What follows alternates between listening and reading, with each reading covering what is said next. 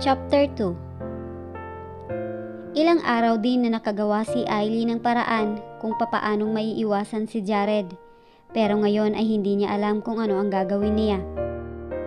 Akala niya kasi ay nakaalis na ito papuntang opisina, kaya bumangon na siya, pero sakto naman ang pagbangon niya ay siya naman ang labas ni Jared mula sa banyo, kaya bigla siyang napaupo sa dulo ng kama dahil sa gulat pagkakita dito.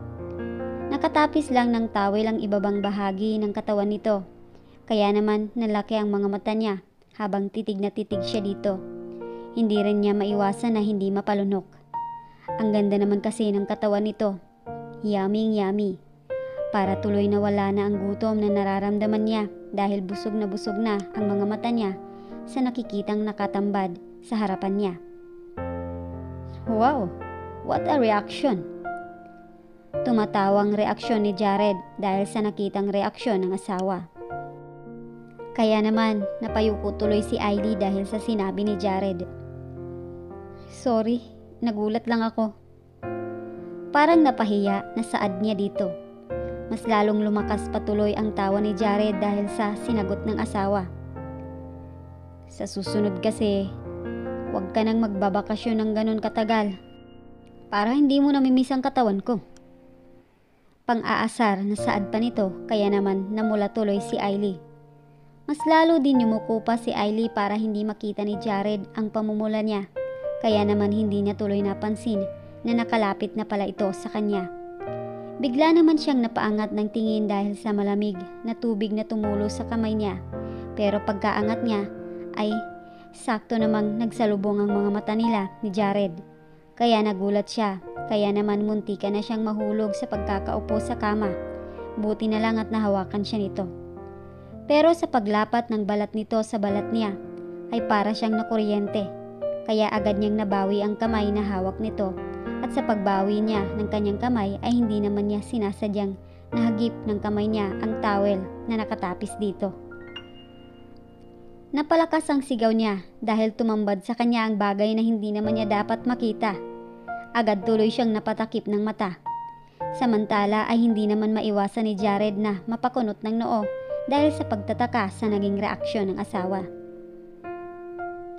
Kung makareact ka naman, parang ngayon mo lang ito nakita ah.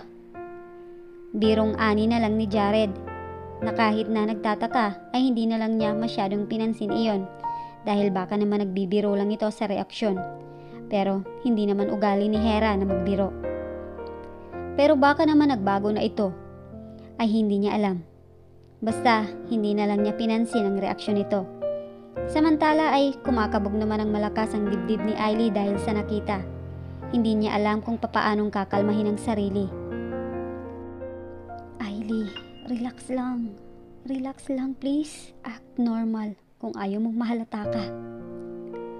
Pagkakalma niya sa sarili mula sa isip. Kaya naman, pilit nga niyang mabilis na kinalma at inihanda ang sarili saka sabay tawa ng mahina.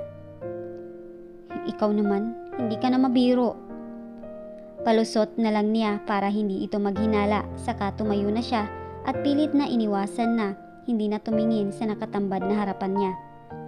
Mabilis niyang dinampot ang towel at binigay iyon kay Jared. Bihis ka na para makapag-almusal na tayo. Saad pa niya. Agad namang inabot ni Jared ang towel pero hindi para muling itapis, kundi para ilagay sa kama. Saka mabilis siyang lumapit sa asawa at sabay yakap dito mula sa likod. Nagulat naman si Ailey sa ginawa ni Jared. Lalong-lalo na nang maramdaman niya ang bagay na iyon na kumikis-kis sa may puwitan niya. Muling kumabog ng malakas ang kanyang dibdib. OMG! Sigaw ulit ng isip niya habang naninigas na naman ang buo niyang katawan. I miss you, hon. Malambing na bulong ni Jared sa tenga niya na nagpataas ng balahibo niya dahil sa kaliti at mas lalong napalakas pa ang kabog ng kanyang dibdib. Hindi niya alam kung ano ang gagawin niya para makawala at makaiwas sa kung ano man ang gusto nitong mangyari. Mas lalo pang parang nawalan na siya ng pag-asa na makaiwas nang may umpisa ng maglakbay ang labi nito sa liig niya. Gusto niya itong itulak pero hindi naman niya pwedeng gawin iyon dahil alam niyang kapag ginawa niya iyon ay hindi niya alam kung papaano siya magpapaliwanag kung bakit niya ginawa iyon. Kaya naman wala na siyang ibang magagawa, kundi ang pabayaan na lang ito. At unti-unti na nga nitong hinubad ang damit niya, kaya napapikit na lang siya at napakagat sa labi habang patuloy na naglalakbay ang labi ni Jared pababa, hanggang sa iniharap niya siya nito. Napalunok pa siya nang titigan nito ang labi niya, at nang akmang lalapat na ang labi nito sa labi niya, ay sakto naman na may kumatok. Bigla siyang napangiti dahil sa katok na iyon at nakahinga din siya ng maluwag. Samantala naman ay si Jared ay halatang halata sa buong mukha nito ang disappointment. Ay nako, reklamo nito. Baka si Manang Edna. Sabi naman niya dito. Ay, itong si Manang Edna talaga, panira ng moment. Wrong timing lagi. Dagdag pang reklamo ni Jared na nginitian na lang ni Ailey. Hayaan mo na, may ibang oras pa naman eh. Saad pa niya, napilit na inayos ang pagsasalita para hindi nito mahalata ang kaba na hanggang ngayon ay nararamdaman pa rin niya. Sige, sa bagay. Sang-ayon naman ito sa tinuran niya. Sige na, bihis ka na muna. Ako na lang ang lalabas para tingnan kung ano iyon. Sabi naman ni Ailey kay Jared, saka mabilis na niyang inayos ang sarili at saka naglakad na siya papunta sa pinto para lumabas. Pagkabukas niya ng pinto ay nakatuyo doon si Manang Edna, kaya lumabas na muna siya ng kwarto bago tanungin kung bakit ito naroon. Oh, Manang Edna, bakit po? Tanong niya nang makalabas na. Andiyan na ang mami mo.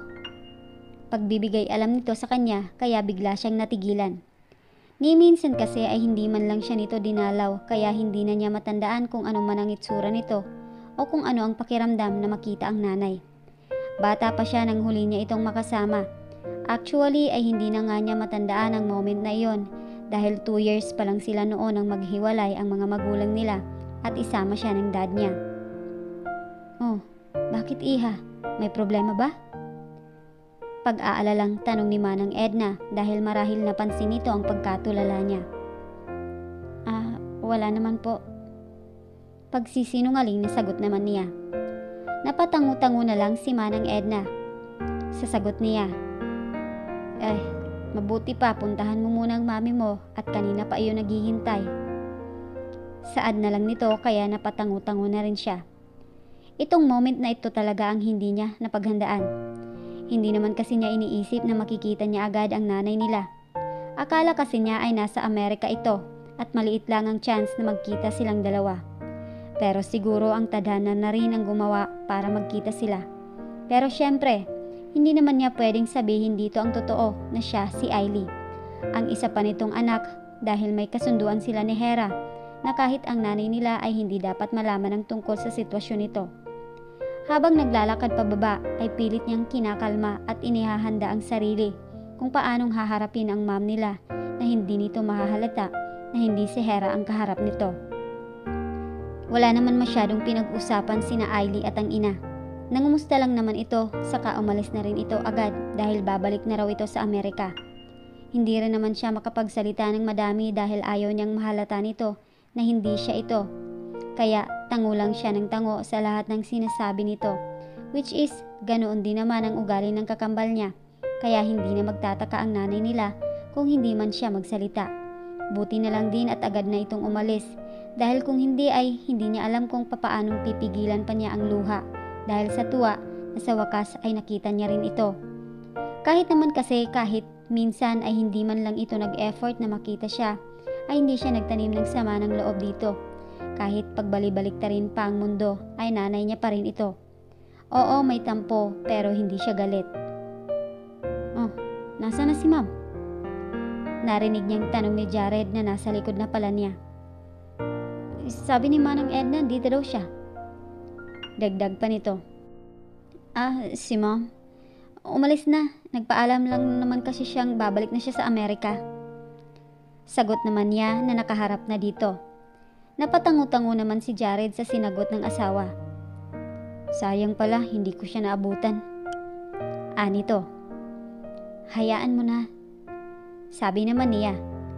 May ibang pagkakataon pa naman. Dagdag pa niya. Sa bagay. Sang-ayon naman ito, sabay ngiti, saka lumapit ito sa kanya at lapit ng bibig sa tenga niya.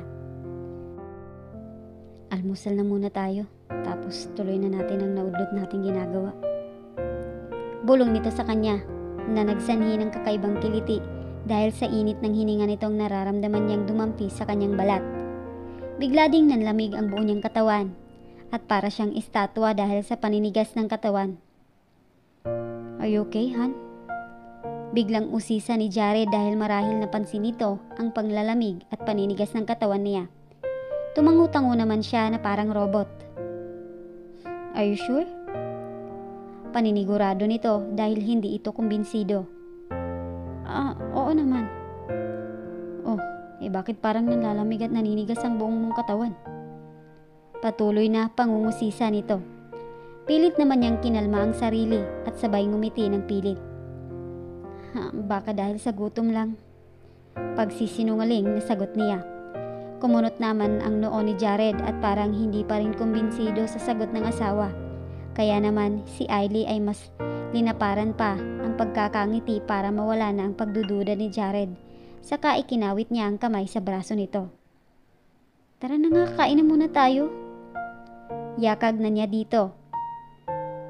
At may naunlot pa tayong gagawin. Dugtong pa niya ng pabulong at pilit na pinagsigla ang boses, kaya naman si Jared ay napangiti dahil sa narinig.